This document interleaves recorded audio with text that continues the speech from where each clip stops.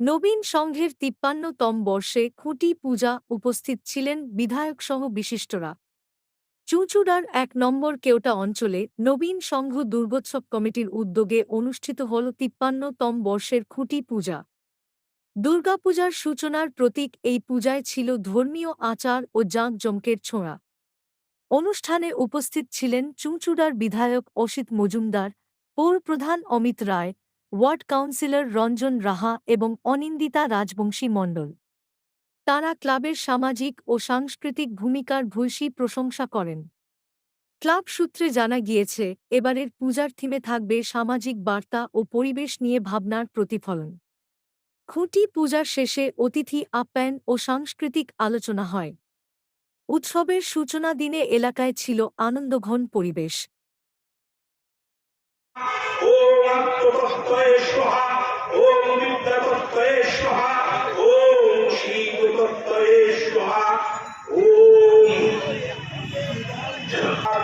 জগৎ यो वच्च यो वच्छ यो तिष्ठ यो तिष्ठानान्तो ओम पूजायाय ओम सर्वं सुरतरु उदरं सुन्दरं सम्मलवन्दरुद्धा ओम ताय रूधिरै सुन्दरशोभाकरं वन्दे शैलसुताशङ्करं गणपतिं सिद्धिप्रदकामदं केशवन्ध ओम गं गणेशाय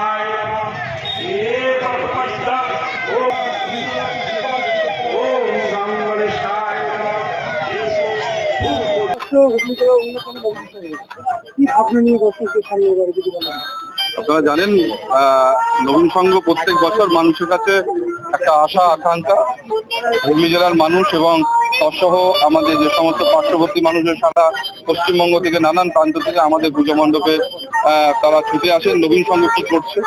তা এবছর আমাদের ভাবনা রঙের হাট। এবছর একটু রং চঙের প্যান্ডেল আমরা আমাদের শিল্পী যারা রয়েছেন তিনি একটু আমাদের এবছর আমাদের ভাবনা রঙের হাট। দর্শনার্থীরা তো একদম মুখিয়েই থাকে যে কিভাবে নবীন সংঘের দুর্গাপুজো। এবছর ব্যাপারটা কি হয়েছে জানেন? ব্যাপারটা হয়েছে যে আমাদের যে থিম রঙের হাট, যেটা আমরা নাম দিয়েছি এবছর আমাদের শিল্পীর যে চিন্তা ভাবনাতে আমাদের নাম রয়েছে রঙের হাট। সে কারণে আমাদের আগামী কাল থেকেই কিন্তু আমাদের প্যান্ডেল শুরু হয়ে যায়। আমরা দেখলাম আমাদের বহু মানুষ আমাদেরকে জিজ্ঞাসা করছেন কি ব্যাপার, এখনো নবীন সংঘ খুঁটি পুজো করে উঠতে পারলো না। অথচ দেখা যাচ্ছে যে চারিদিকে খুঁটি পুজোর একটা হাওয়া উঠেছিল, কিন্তু এখনো নবীন সংঘ খুঁটি পুজো করলো না। চারিদিক থেকেই মানুষের একটা আশা আকাঙ্ক্ষা রয়েছে আমাদের কাছে। সেখান থেকে আমরা একদম প্রমাণিত যে মানুষের কতটা আশা ভরসা আমাদের কাছে থাকে, কতটা চাহিদা থাকে, সেটা কিন্তু একদম প্রমাণিত। আমরা আপনাদের কাছে ক্ষমা চেয়ে নিচ্ছি যে কিছুটা সময় হয়তো লেট হয়ে গেছে, কিন্তু আমাদের পুজো কিন্তু কোনো রকম ছোট নয়। এবছর কিন্তু আমরা নানান রকম ভাবে চমক দিতে চাই। আমাদের শুধু প্যান্ডেলে নয়, এবছর আমাদের মূল চমক থাকবে কিন্তু প্রতিমা।